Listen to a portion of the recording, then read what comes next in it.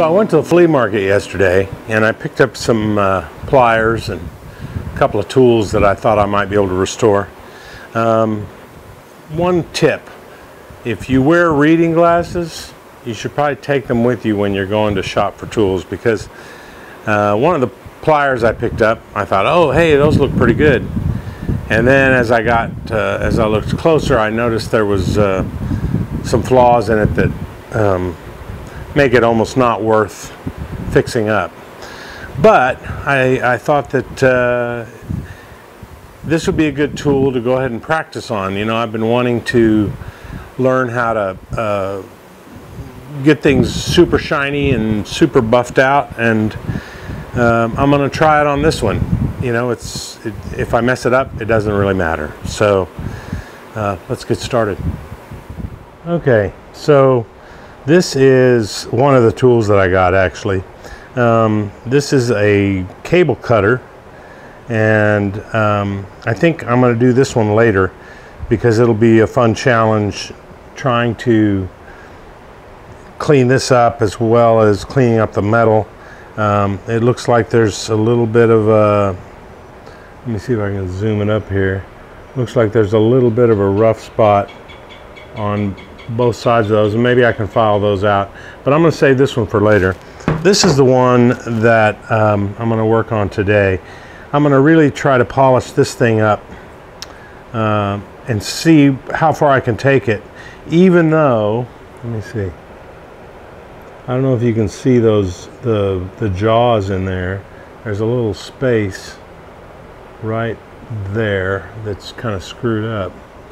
So it's really, the cutters are never going to be good. So that's just the way it is. But it's a good practice tool. So let's get started.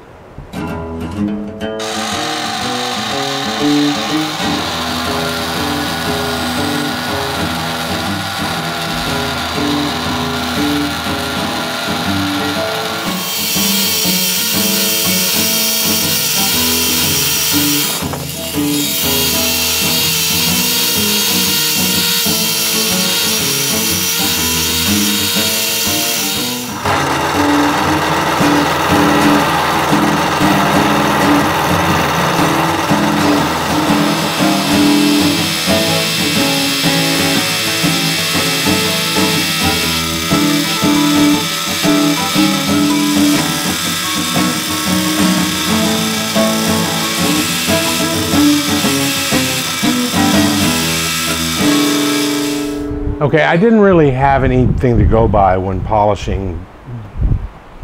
You know, there's no, I wasn't able to find anything that told me exactly the steps to take and what to do. And so it's sort of like you have to get in there and mess with it yourself and figure it out.